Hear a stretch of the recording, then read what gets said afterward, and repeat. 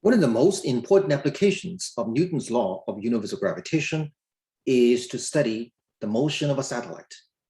A satellite is an object that revolves around the Earth. If it's Earth's satellite, you can also look at satellite for other planets. We have a natural satellite, one and only, and that, of course, is the moon. And we have many, many artificial satellites. They all follow the same law of physics as Newton's law of universal gravitation, which, of course, leads to the Kepler's three laws. So let's apply Newton's law of gravitation to study how a satellite stays in orbit. So here's the basic physics. To make things simple, we're going to consider just a circular orbit. Of course, it can also be an elliptical orbit according to Kepler's first law, but now we're going to focus only on the simplest case, a special case of circular orbit. So consider this satellite that moves around the center of the Earth in a circle of radius r. R is also known as the orbital radius. Now, in order to move in a circle, it must be subject to a centripetal force, and we all know it is the gravitational attraction from the Earth that provides the satellite with the requisite centripetal force to move in a circle. So let's review what we have already studied before. We know that the gravitational force at G is responsible for providing the centripetal force. So we have G times the mass of the Earth. We use capital M for the mass of the Earth and small letter m to indicate the mass of the satellite. So here's small m, and here's big M. Divided by the radius squared equals to the centripetal force mv squared over r. And we can solve for v from this simple expression. And we have v equals g times mass of the Earth over r, and then the square root. You'll notice again that the mass of the satellite doesn't matter. This, in fact, is a general property of any object whose motion is under the influence of gravity only, because gravity automatically doubles when the mass of the object doubles. Therefore, the acceleration is the same regardless of the mass of the object. Since the acceleration is the same, you will find the speed and position, everything else, also to be independent of the mass of the object. Okay, now you can see from this formula that the only variable is the orbital radius r. G is the same, m is the mass of the Earth, which is also the same for all Earth satellites. So the further a satellite is away from the center of the Earth, the slower it actually moves. Okay, so that's the general physics. That's what it takes to keep a satellite in orbit. It doesn't need any fuel. It doesn't have to burn any fuel to stay in orbit. As some would say, it's Isaac Newton who is doing the driving. And there are different types of satellites at different orbital radius, serving different purposes. And here you see a plot, a diagram of some of the representative satellites, important satellites. And in this region, near the surface of the Earth, okay, you have all these satellites in this region. These are called near Earth orbits, or low altitude orbits, or simply low orbits.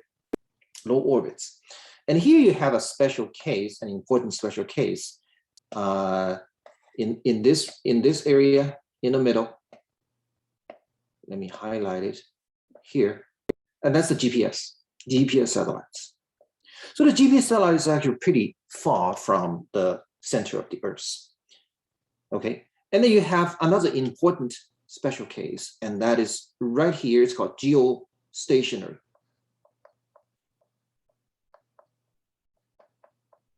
It is important because a satellite launched into such an orbit would appear to be fixed in the sky because it moves in sync with the rotation of the Earth. So when you look at that satellite, it doesn't appear to be moving relative to us. Okay, and of course, if you go this way, all the way to 380,000 kilometers away, you will find the only natural satellite of us, and that is the moon.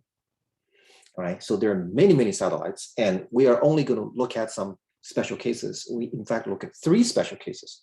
One is a near-Earth satellite, hovers right above the surface of the Earth right here. Okay, so that is the first case right here. And the second case is the geostationary orbit right here. And the third one is the moon. So let's look at these three cases. Let's understand the orbital motion of these satellites. So special case number one, a near-Earth satellite. So here we look at the case where the altitude of the satellite's orbit above the surface of the Earth is quite small. It's much, much less than the radius of the Earth. Okay. And there are many satellites in the near-Earth orbit. You can see from this case, this is where a lot of satellites are concentrated. You can take a look at, as an example, the space shuttle.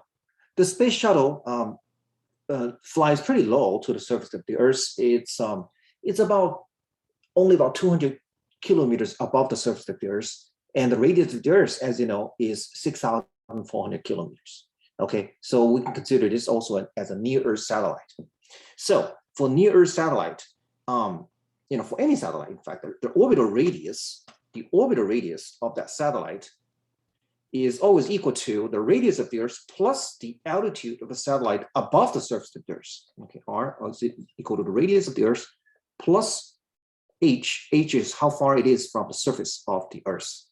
And in this case, H is far less than the radius of the Earth. Okay, so we call it a near-Earth satellite. For near-Earth satellite, we can replace the small r here with the radius of the Earth, and the approximation will be pretty good. Okay, so now we can write, so small r is roughly equal to the radius of the Earth. We can find V to be equal to the square root of Gm over the radius of the Earth. Okay, now we know the standard value for the universal gravitational constant. We also know the value of the mass of the Earth.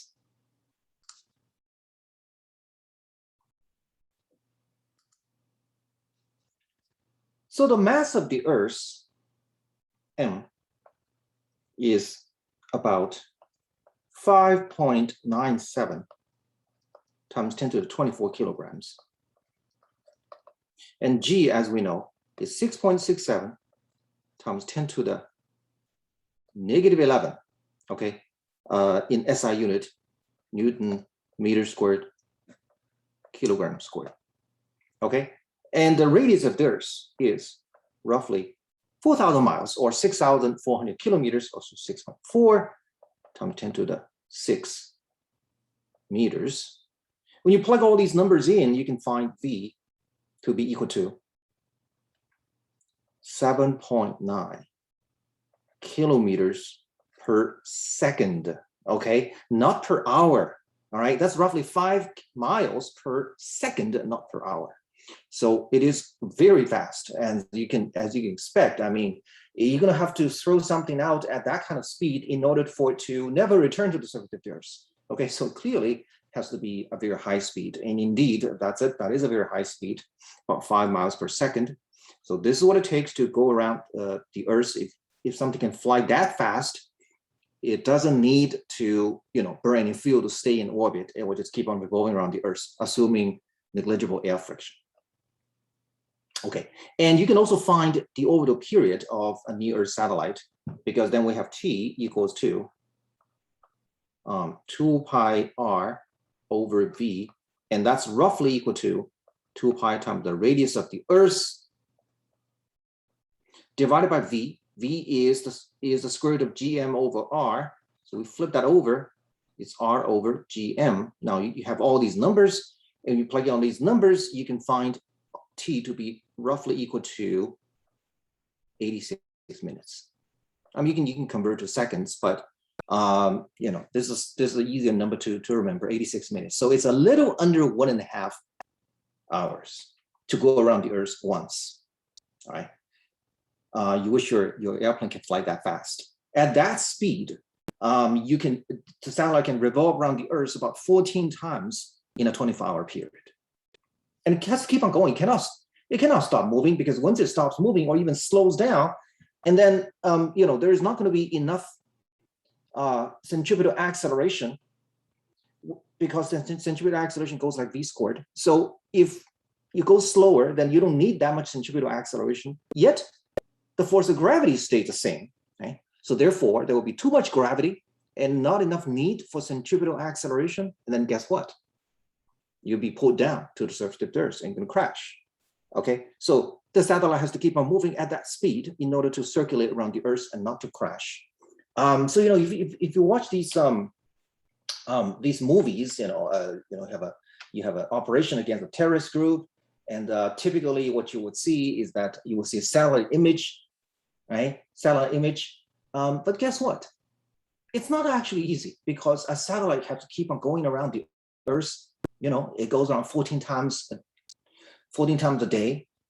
So it can only pass a certain spot, once, 14 times during the 24-hour period. And that's not even considering the rotation of the Earth, because that's only going to complicate the matter. So it doesn't hover above a spot for that much time. And it's not, usually you're not lucky, the time during the operation that the satellite happens to be right above that spot, and the chance of that is pretty small. Okay, so it's a matter of just convenience, because most people don't think much about the physics when they watch that movie. All right, so that's a near-Earth satellite. Of course, it also satisfies the Kepler third law, because Newton's law of gravitation is totally consistent with Kepler third law. Basically, it says that r to the power 3, that t to the power 2 equals to 4 pi squared over gm times r to the power 3. Okay, that is totally consistent with what we just did. All we have to do is replace v with 2 pi r over t, and you have this. Okay, it's not just valid for a near satellite, of course, it's also valid for all satellites going around the Earth. So that's our first case, right? The second special case of importance is so-called geostationary orbit. Geo means the Earth, stationary means fixed relative to the Earth. Now, what exactly does that mean? Suppose we have the equator. Let me draw the equator on this diagram, okay? I have the equator here.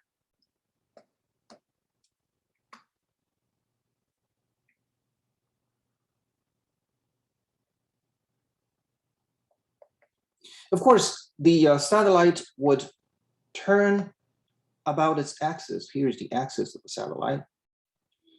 It rotates this way, right? And here's the center of the Earth. Okay, the center of the Earth. Now, here's a satellite right here. This satellite moves in a circle, in a circular orbit, in the equatorial plane. Okay, it has to be in the equatorial plane. That way, the gravitational pull of the satellite from the Earth runs from the satellite to the center of the Earth. So the gravitational pull goes like this. Here's, let me highlight it. Goes like this. It happens to point to the center of the Earth. That's very important. Okay. Every satellite that revolves around the Earth, assuming it's a circular orbit, okay, the center of that circle has to be the center of the Earth. Why? Because that's where the direction of the gravitational force points at, from the satellite to the surface of the Earth. So it has, the orbital center has to coincide with the center of the Earth. This one is no exception. But this one also has a special characteristic, and that is the surface of the orbital plane is the same as the equatorial plane. Okay, so it's right above the equator. All right, you cannot have a orbit like this.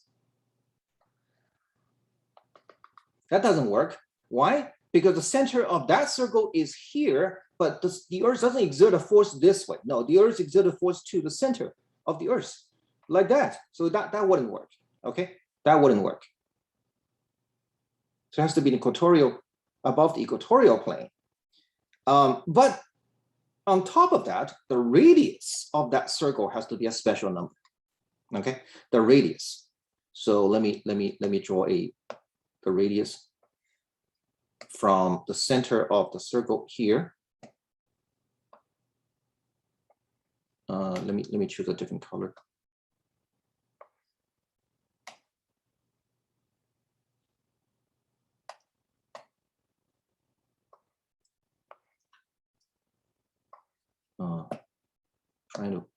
Trying to find a way to draw over this.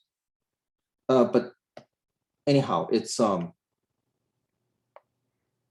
just from the center of the Earth toward the satellite is. Okay, that's the radius, the orbital radius. Okay, somehow I'm not able to draw it right now.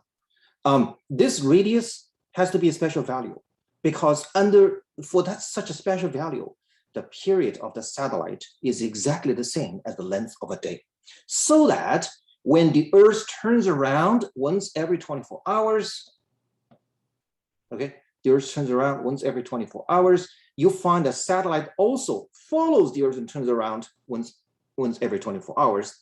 That's why when we look at the satellite, it doesn't appear to be moving relative to us. It appears to be stationary. So it appears to be fixed in the sky. And that is important because the way we receive signal from that satellite or beam signal towards that satellite would be simpler because all we have to do is to send, is to establish a direct link between the station on the Earth and that satellite, and that direction will never have to shift over time. Once you adjust that direction, you find that satellite, you just aim the antenna towards that direction. You never have to adjust the direction of the antenna. Okay, that makes telecommunications really simple. So what is that distance? What is the orbital radius, which will make the geosynchronous, which means the period of the satellite will be the same as the period of one day? How does that happen? Well, it's not hard to calculate the requisite radius. All we have to do is use Kepler's third law, or Newton's law of gravitation, the same thing really. So you have r to the power t to the power 2 equals 4 pi squared gm times r to the power 3. Now I'm looking for r. Okay, I'm looking for r. I know what t is. T is the length of a day, which is 86,400 seconds, 24 hours. Okay, and then you know what g is. You know what m is, right? And you can just plug it in. You can do all the calculation. You can find r. So r equals to the value of the geosynchronous orbit. The r value that you can solve from here is about 4.23 times 10 to the 7 meters. And how does that compare with the radius of the Earth, which is 6,400 kilometers? You will find that this is roughly about 6 times. Okay, more precisely, 6.6 times. So it's a pretty far orbit, okay, pretty high orbit with the radius of the orbit over 6 times the radius of the Earth. And therefore, the altitude of the satellite is over 5 times the Earth's radius. And that tells us that once you launch that satellite to such a high orbit, it can cover a very large part of the Earth as far as the line of sight. Okay, so you look at this. You look at this drawing on the right side. Okay, here is the Earth in the middle. Okay, the Earth in the middle, and you can launch. You only need 3 strategically positioned geostationary satellites. Right, these 3 satellites, and these are 3 real examples: Telstar 7, Korea Sat 3, and Brazil Sat B2. So presumably this one is over Brazil, that one is over Korea, and so forth. You put them equidistant from each other, and each one will cover a large area with a direct line of sight. Okay, each one. So and then, for example, this guy here, the one that the Brazil satellite has a line of sight like this much. You know, it covers a large part of the Earth. Okay, with direct line of sight. So anybody who is in this region of the Earth can have a direct line of sight with that satellite, so you can upload and download information from that satellite and so on. And with 3 satellites, at this altitude, you can cover the entire surface of the Earth. That makes telecommunications really simple because telecommunication signals have to travel directly with line of sight. It doesn't go through the solid part of the Earth. So how, if you are on the opposite side of the Earth, if you are here, okay, if you're here, how do you send a signal directly across? You know, so if you are here, how do you send a signal directly across? Simple. You can relay the signal through these satellites. Okay, you can send a signal first to you can beam a signal first to this satellite. Okay, and then this satellite within a line of sight, you can get it to here or get it to here within a line of sight, and then this guy will receive it. Once received, it can beam it back to, you know, the other side of the Earth. So you can use the satellite to relay the signals. Okay, and this technology was first used in the year 1964 for the Tokyo Olympic Games. So for the first time, people in North America were able to watch an event unfolding in real time from the other side of the Earth, thanks to the use of the telecommunication satellite on the geostationary orbit. Okay, so now we have a lot of these satellites in the same orbit. It has to be right above the equatorial sky and has to be at a certain distance. And there's only one such golden orbit for the entire Earth. Besides the geostationary orbit, we also have these so-called geosynchronous orbits, as you can see from the left side of the picture here. This is an example of a geosynchronous orbit. It's geosynchronous because the period is 24 hours. Okay, it's also centered, you know, the orbit is also centered at the center of the Earth, and every satellite has to have its center of the orbit coinciding with the center of the Earth. But this guy is not a geostationary orbit because the Earth spins about this axis, you know, spins about this axis. And you can clearly see as the Earth turns around, a person standing on the surface of the Earth, say here, as he moves around, as the satellite is going to move like that, he's not going to see the satellite in sync with his motion. Okay, so a geosynchronous orbit is an orbit with a period of 24 hours, but it's not necessarily a geostationary orbit. That's a special one, which is coplanar with the equatorial plane. All right, so that's a second special case. Now, the third special case, of course, is our moon. Our moon is a satellite, and therefore it satisfies the same law of universal gravitation, which gives us, of course, Kepler's third law. Now, the moon is pretty far away from us, a lot further than any artificial satellite. The distance between the Earth and the moon, R. This R is about 380,000 kilometers, okay? You compare that with the radius of the Earth, which is only 6,400 kilometers. But still, it's a satellite. Once you know R, you can find T, right? Because T squared is proportional to R to the power 3. That still is valid. As a matter of fact, it's the same constant relating T to the power 3, T to the power 2 and R to the power 3. So you have R to the power 3 proportional to T to the power 2. So T to the power 2 is proportional to R to the power 3. And it's the same proportionality for any satellite. Okay, I can solve for T knowing what that constant is, but I'm going to make it more interesting by simply relating this case with the near-Earth satellite. So we have a near-Earth satellite, which we studied in the first part as special case number 1. So we have a near-Earth satellite here with a radius which is equal to the radius of the Earth. I'm going to call that case number 1. For the moon, we call it case number 2. So I have T1 squared equals a constant K times R1 to the power 3. And then that's for the near satellite. Then I have for the moon, I have T2 squared equals the same constant K times R2 to the power 3.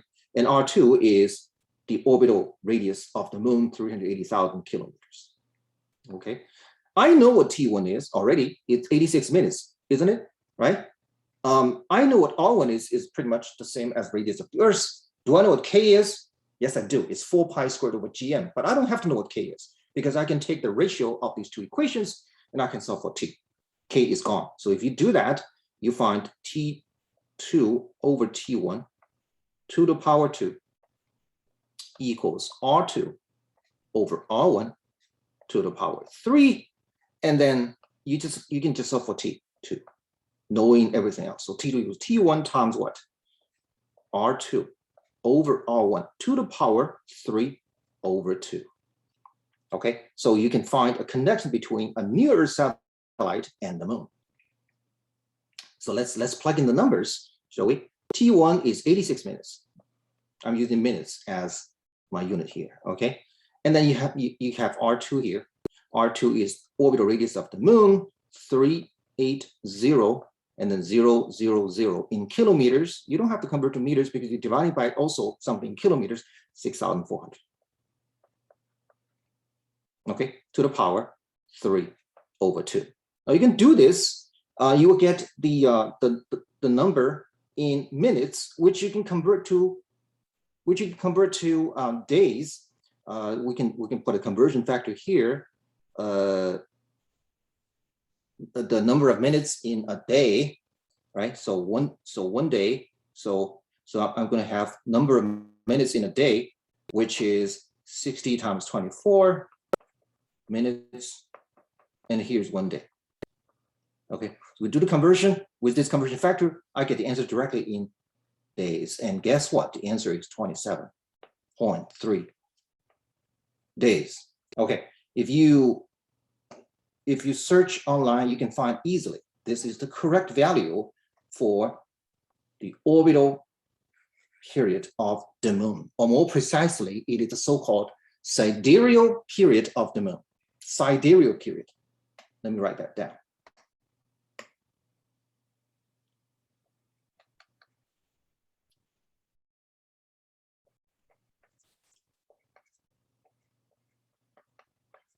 Now, some of us might think, wait a second, that doesn't seem like the right number. I mean, doesn't the moon take more than that time to resume the same phase? I mean, the moon looks a certain way, but after 27 days, it doesn't look the same way. You have to wait till about 29.5 days for the moon to appear the same.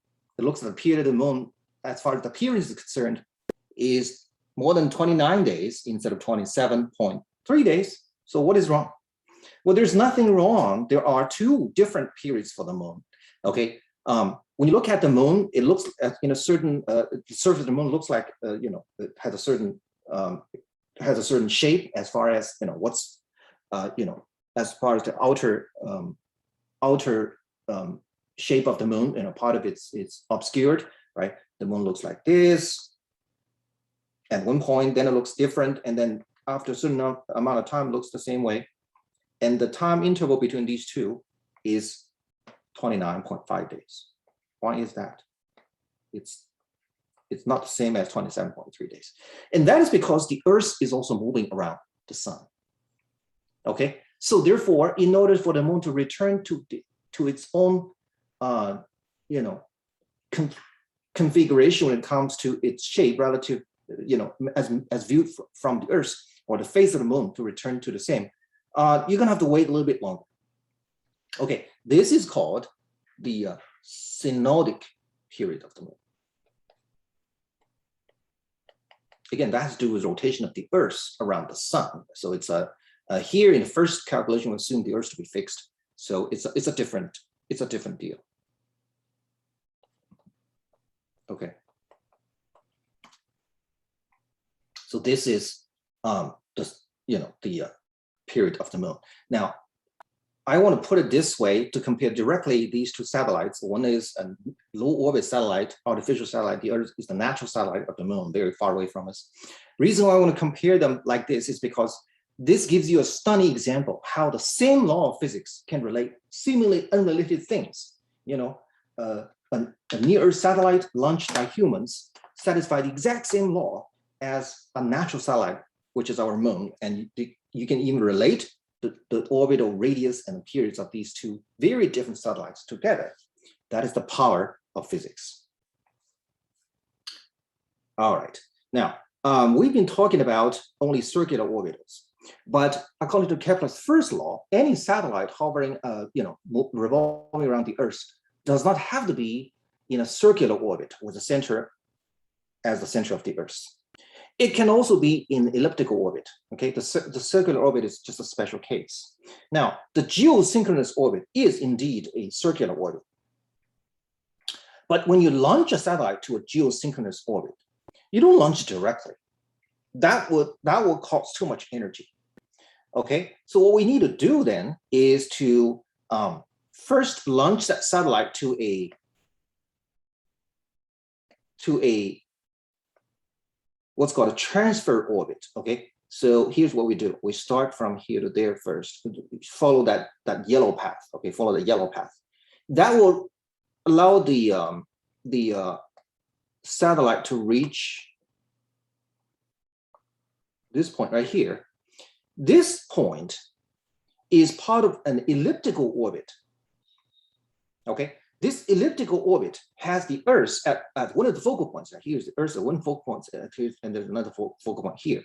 And this is a special elliptical orbit because this point on the ellipse is the furthest point away from the Earth, and that point happens to be 35,786 kilometers from the center of the Earth, or actually from the surface of the Earth.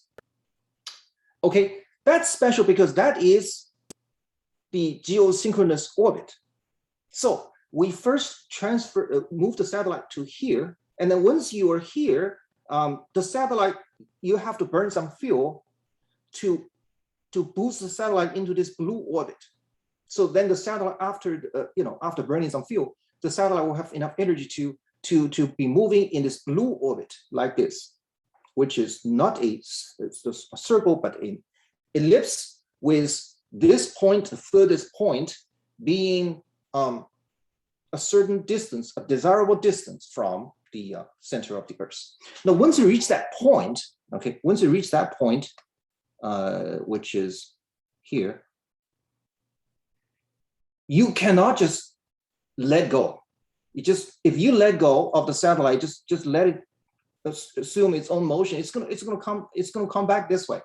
Okay, it's gonna keep on moving in an ellipse. So what you need to do is to burn fuel one more time to boost the energy of the satellite so that it now will enter the final desirable orbit, which is a circular orbit at the correct distance, the geosynchronous orbit or geostationary orbit.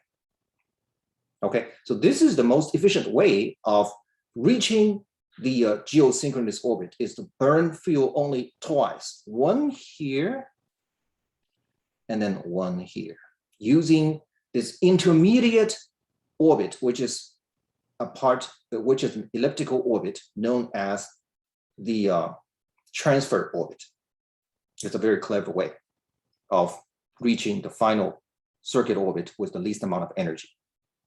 And we'll talk more about energy of a satellite later after we talk about the gravitational potential energy. Okay, so this is our lecture on satellite motion, and we've only examined 3 special cases, and there are many other examples of real artificial satellites launched by a variety of agencies and countries. You can find databases online for some of these real satellites, and you can look at the data for their orbital radius and orbital periods, and you can see for yourself whether or not they satisfy Kepler's third law. That will be an interesting investigation to see whether our theory actually works in real life.